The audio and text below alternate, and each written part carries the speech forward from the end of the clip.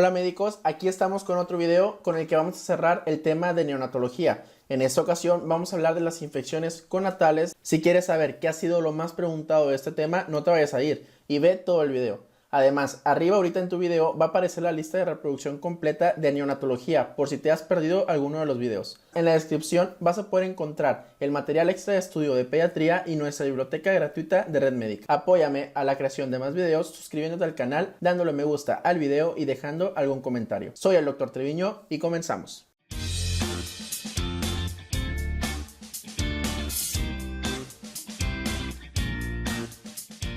El primer tema del que hablaremos es la sepsis neonatal y de acuerdo al tiempo vamos a poder definirla en sepsis precoz, aquella que ocurre antes de los 7 días de vida, o sepsis tardía, aquella que va a ocurrir desde el día 8 hasta el día 90. Este último número puede variar, pues incluso en la Guía Práctica Clínica de México menciona que el periodo de sepsis neonatal es hasta los 28 días de vida, para que lo tengas en consideración. La sepsis precoz, como ya te mencioné, en los primeros 7 días de vida, va a tener un origen vertical, asociado completamente al momento del parto. Clínicamente, los recién nacidos van a tener una infección o un proceso de sepsis que va a ser multisistémico y fulminante, afectando incluso al sistema nervioso central, porque no existe aún la creación total o el cierre total de la barrera hematoencefálica, porque esto ocurre hasta después de los 7 días de vida. Los factores de riesgo de parte de la mamá van a ser que tenga colonización por estreptococo del grupo B, que tenga ruptura de prematura de membranas o prolongación del trabajo de parto, que haya tenido coriomionitis o infección de vías urinarias maternas, o en el caso de que la mamá haya tenido fiebre en el momento intraparto. De parte del bebé, el principal factor de riesgo va a ser la prematuridad. Los patógenos que van a estar asociados es el Streptococcus agalactiae o el Streptococo del grupo B. Ese se considera a nivel mundial el principal agente etiológico de la sepsis precoz. Pero aquí en México, al no tener estudios en donde se les realice cultivos a todas las mujeres embarazadas, no podemos definirla como la principal agente etiológico y vas a encontrar en la literatura mexicana que el principal agente etiológico es Escherichia coli. Otros agentes que pueden estar presentes es el Haemophilus influenzae, la Listeria monocitógenos y los enterococos. Mientras que la sepsis tardía va a ocurrir entre los días 8 y 90. Va a tener un origen vertical o un origen horizontal. ¿Por qué un origen horizontal? Pues porque aquí en la población mexicana es muy común que cuando nace un bebé vengan todos de todas partes de la república a visitar al bebé. Al bebé lo agarran, al bebé lo besan, al bebé lo cargan. Y todo eso son patógenos extraños para el bebé que se los traen y se los depositan directamente al pobre chamaco. Es más característico que la sepsis tardía va a dejar más secuelas, mientras que la sepsis precoz, como ya te lo comenté, tiene mayor mortalidad. Los factores de riesgo de la sepsis tardía van a ser la presencia de vías centrales, que el paciente haya recibido intubación orotraqueal o que esté bajo ventilación mecánica, el uso de ranitidina o inhibidores de la bomba de protones, que el paciente tenga prematuridad o que tenga alguna patología gastrointestinal. Y aquí los agentes etiológicos más frecuentes va a ser Staphylococcus epidermidis, Streptococcus agalactiae y Escherichia coli. Mientras que la sepsis nosocomial también la vamos a definir entre precoz y tardía. La precoz, aquella que sucede en las primeras 72 horas de vida, y la tardía en aquella que sucede después de las 72 horas de vida. Clínicamente, nuestros pacientes van a tener alteraciones sistémicas, tanto en la sepsis precoz como en la sepsis tardía. A nivel respiratorio pueden llegar a presentar taquipnea, apnea, dificultad respiratoria, hipoxemia o hipercapnia. A nivel circulatorio, el paciente puede llegar a tener taquicardia, bradicardia, palidez o cutis reticular y además de hipertensión arterial pulmonar. A nivel metabólico va a haber alteraciones en su glucosa con hipo o hiperglicemias, acidosis metabólica, acidosis láctica e incluso puede haber aparición de ictericia. A nivel neurológico, nuestros bebés van a estar con letargo, con irritabilidad, con hipotonía, pueden llegar a tener convulsiones e incluso focalidad neurológica. Y a nivel digestivo es característico que el bebé simplemente deja de comer. Y además alteraciones térmicas, como hipertermia o hipotermia. El diagnóstico de certeza lo vamos a realizar a través de hemocultivos y en los recién nacidos siempre se le debe hacer análisis del líquido cefalorraquídeo. El índice infeccioso también va a ser algo de utilidad y es algo que te pueden llegar a preguntar. Y hablamos de un índice infeccioso positivo cuando es mayor de 0.16 en menos de las 24 horas de vida. Y todos estos datos clínicos nos van a servir para poder hacer un diagnóstico clínico del paciente, en donde la siguiente tabla que te pongo a continuación te va a ayudar a que tengas una idea de cómo identificar un paciente con sepsis. Aquí el problema de esta enfermedad hablando del ENARM, claro está, es que te lo ponen en un contexto, en un paciente que no sabes que tiene. O sea, te ponen muchas cosas, pero tú no logras identificar. O sea, dices, tiene un poquito acá, tiene un poquito acá, tiene un poquito acá. Y te pueden llegar a poner incluso que tiene neumonía o que tiene meningitis. ¿Cómo hacer o cómo identificar un caso de sepsis? Cuando yo estaba preparándome para el ENARM, para yo poder decir, ¿sabes qué? Esto es sepsis, es porque el paciente tiene muchas cosas. Así de fácil y así de sencillo. Si tú estás viendo un caso clínico que te dice que el paciente tiene alteraciones respiratorias, tiene alteraciones cardíacas, tiene alteraciones hepáticas, tiene alteraciones neurológicas, muy probablemente el caso es sepsis. Y así es como lo vas a poder hacer el diagnóstico. Es por eso que estos criterios, más que aprendértelos, es que los razones y que veas el contexto de la sepsis neonatal como un proceso multisistémico. Va a tener una mortalidad del 30 al 50%.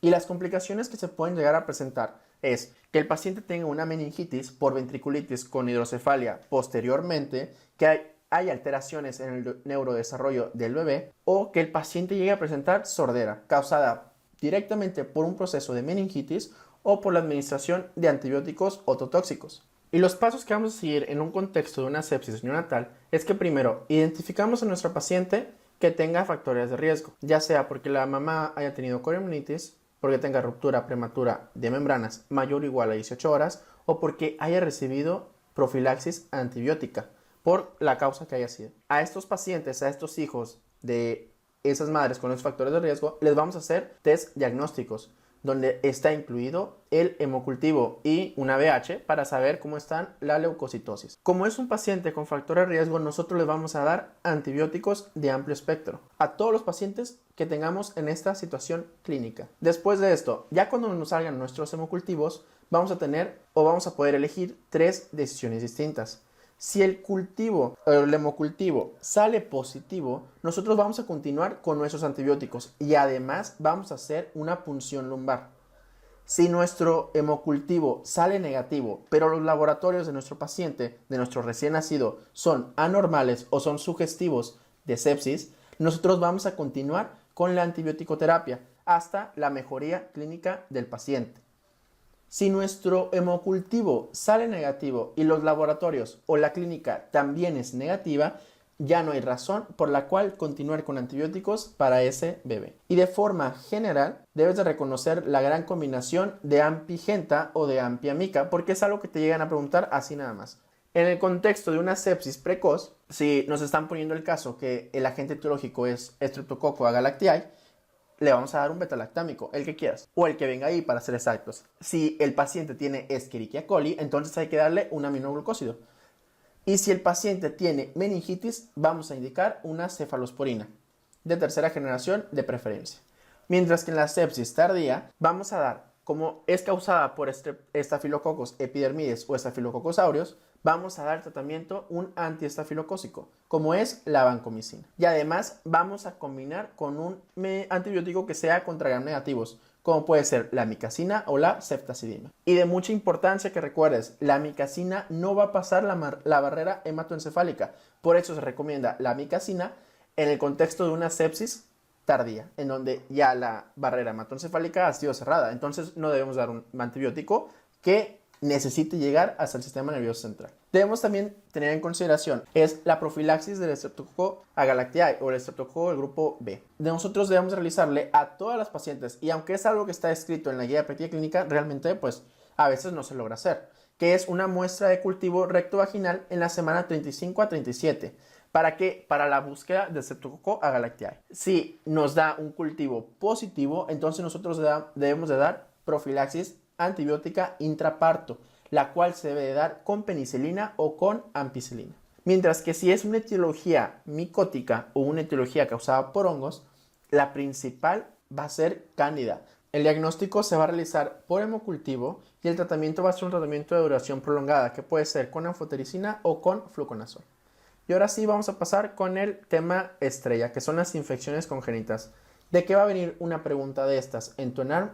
Va a venir, así que te la debes de saber todas, absolutamente todas, porque te aseguro que los médicos contra los que estés haciendo el examen, ellos sí se las van a saber y ellos no se las van a sacar mal. Así que presta muchísima atención en esta parte del video. Nosotros debemos sospechar de una infección conatal o una infección congénita cuando nuestro paciente o nuestro recién nacido, en el caso clínico nos dicen que tiene una restricción del crecimiento intrauterino que va a ser simétrico, que es lo que ocurre en el primer trimestre de la gestación, en donde el bebé es chiquitito completamente, por eso se llama simétrico. Si el bebé tiene hepatosplenomegalia, si tiene adenopatías, si tiene anemia, si tiene trombopenia o si el caso clínico nos dice que tenga ictericia. Mucho ojo con esto porque muchas de las ictericias que vienen en el ENARM te las ponen en un contexto de un paciente con una infección congénita. El primero del que vamos a hablar es el citomegalovirus. Debes de recordar que va a formar parte de la familia Herpes viridae y se va a considerar como el virus herpes número 5. Recuerda que va a haber hasta 8 tipos de virus herpes. El 1 y el 2 van a ser para los virus herpes simples. El 3 va a ser para virus varicela zoster. El 4 va a ser el virus Epstein-Barr, que es el causante de la mononucleosis. El 5 es para citomegalovirus. El 6 va a ser para el virus del exantema súbito. El 7 va a ser para virus herpes 7, así nada más. Y el 8, el virus herpes que está asociado a sarcoma de Kaposi. Es la causa más frecuente de hipoacusia y sordera neurosensorial infantil. Y la infección va a ser más frecuente entre más avanzado sea el embarazo, aunque va a ser más grave entre menor sea el mes del contagio. Esto es muy importante que te lo aprendas y de todas porque es algo que te pueden llegar a preguntar.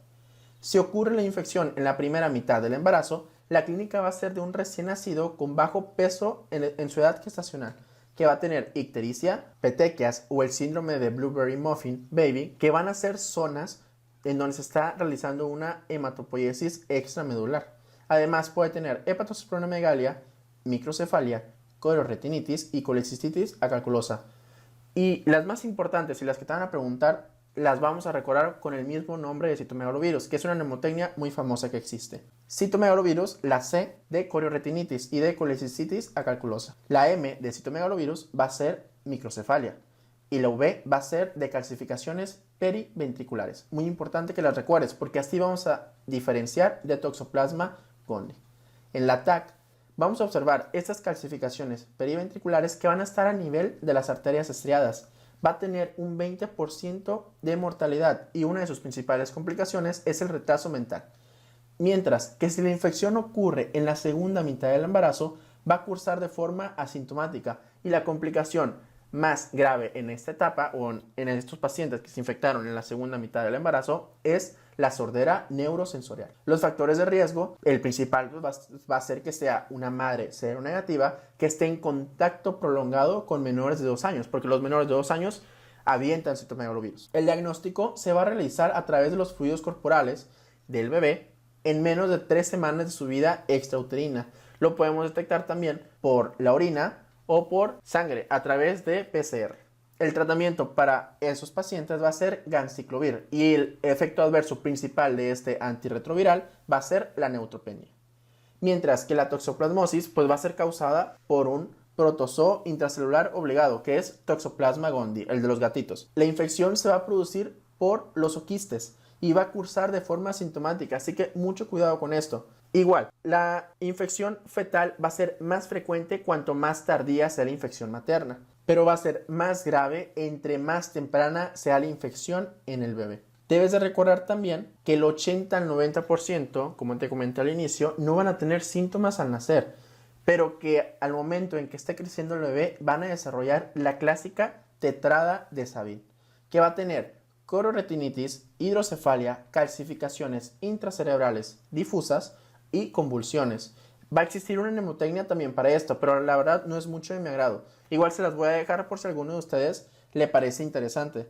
Que es, Sabin es una chica convulsiva, utilizando la C de chica con coriretinitis, la HI de chica con hidrocefalia y la CA de chica con calcificaciones cerebrales, mientras que convulsiva para las convulsiones. Las secuelas que se van a estar asociando son a nivel del sistema nervioso central con hidrocefalia obstructiva, con retraso mental, convulsiones, alteraciones motoras y pues sordera. A nivel ocular va a haber daño tardío por coriretinitis, que al final de cuentas va a ser una retinitis necrotizante focal de predominio macular que puede llegar a cursar con pérdida visual. El diagnóstico lo vamos a realizar midiendo la serología en la mamá, que es con IgM o con IgG positivas en los 6 a los 12 meses de vida. El tratamiento, si es menor de 18 semanas de gestación en la mamá embarazada, le vamos a dar espirimicina hasta determinar por amniocentesis si existe una infección en el bebé. Mientras que si es mayor de 18 semanas, le vamos a dar primetamina más sulfadoxina más ácido folínico hasta el final del embarazo.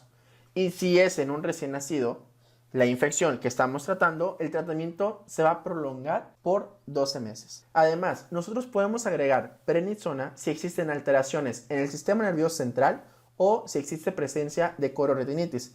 La rubiola, por su parte, va a ser un virus ARN.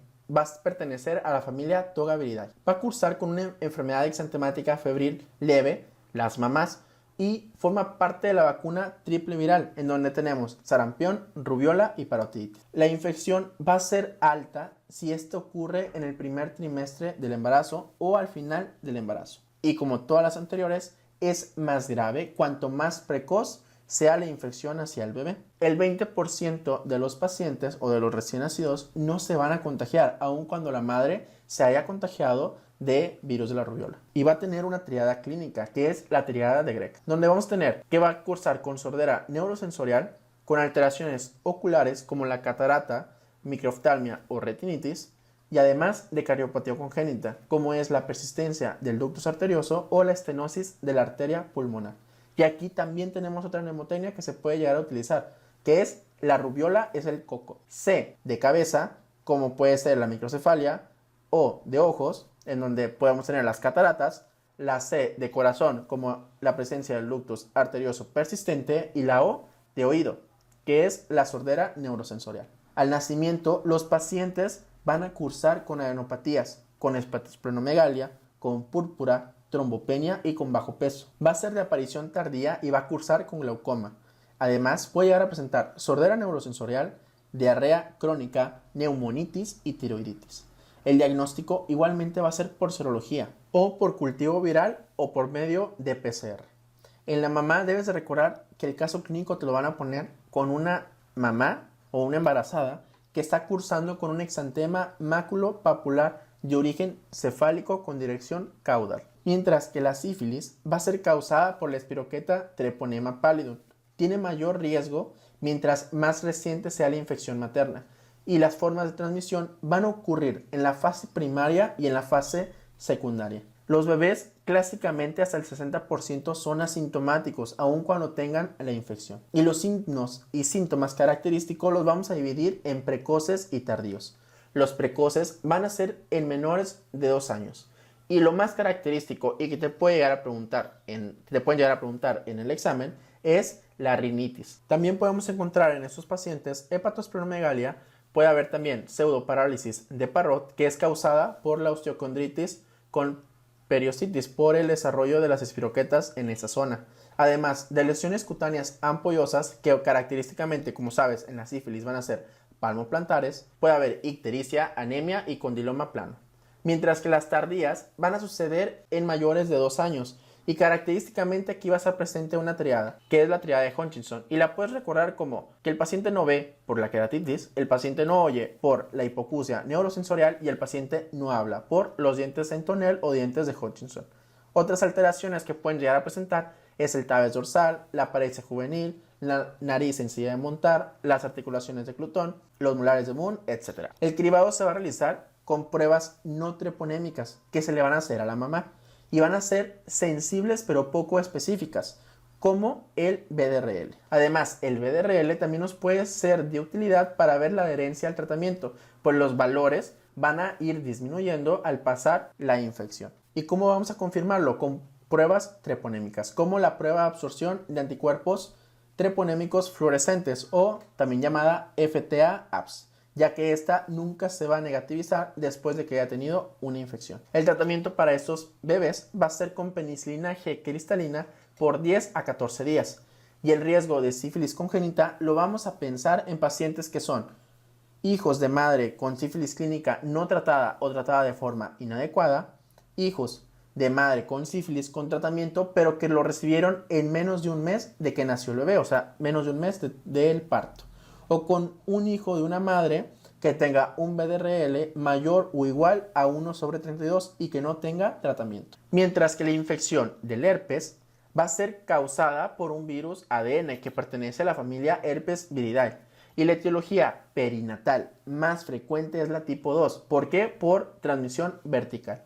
Puede cursar con afectación cutáneo-mucosa, además de afectación ocular. Y la forma diseminada puede llegar a tener alteraciones a nivel del sistema nervioso central o a nivel sistémico. Puede cursar también con un exantema cefálico, en donde se están presentando todas estas múltiples vesículas por la infección del herpes. A nivel ocular puede causar cataratas y corioretinitis. Una complicación muy grave es la encefalitis herpética, que llega a tener una mortalidad de hasta el 15%. Pasamos ahora con la varicela, otro virus ADN de la familia Herpes viridae. Va a ser un virus que nos va a dar 3 situaciones clínicas que te las van a preguntar. Si la infección con la mamá ocurre antes de la semana 20, nos va a dar una clínica o un síndrome de varicela congénita o de fetopatía por varicela.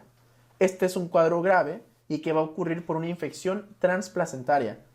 El contagio es mayor cuanto más precoz sea la infección materna en el embarazo.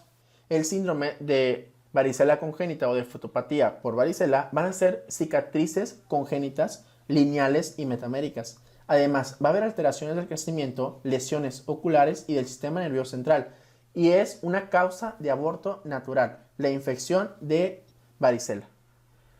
El tratamiento en estas pacientes es con inmunoglobulina antivirus del varicela zoster, la cual se debe administrar hasta las 72 horas después de la exposición de la madre no inmune ante una persona que tenga varicela. Mientras que en la semana 20 hasta 3 semanas previas al parto, vamos a tener la pregunta clásica de los simuladores, que es ¿cuál es la alteración que se produce en este proceso? Y no existe ninguna alteración. ¿Por qué digo que es la pregunta clásica? Porque te lo van a poner en un contexto de que paciente de 22 semanas de gestación acude preocupada porque su hermano tiene varicela y ella no recuerda que le haya dado varicela y ella te pregunta a ti como gran ginecólogo, ¿cuál es el riesgo que tiene mi bebé de que tenga infección de varicela? Y ya te ponen un montón de cosas, de porcentajes. Y la realidad es que el riesgo es muy bajo si ocurre entre la semana 20 hasta 3 semanas antes del parto. ¿Y por qué antes de 3 semanas antes del parto? Porque la varicela neonatal, no la varicela congénita, la varicela neonatal va a ser cuando la infección se adquiere al final del embarazo. Esta va a ser más grave si el exantema aparece entre 2 días antes del parto o 5 días después del parto. Y la clínica en los pacientes va a ser de un exantema variceloso y cerebral con alta mortalidad. Aquí el tratamiento lo vamos a dar con aciclovir intravenoso más inmunoglobulina antivirus del varicela zoster en las primeras horas de vida del recién nacido. Con esto hemos terminado el video de hoy. Espero ya haya sido totalmente de tu agrado. Cualquier duda que hayas tenido a lo largo del video me la puedes dejar en la sección de los comentarios y con gusto la vamos a resolver. Recuerda, para el ENARM es más importante la disciplina, así que no desistas. Sigue estudiando, sigue obteniendo más conocimiento para que el día que te toque presentar el examen estés lo más capacitado posible y salgas con una calificación aprobatoria. Soy el Dr. Treviño y nos vemos hasta el siguiente video. Chao, chao.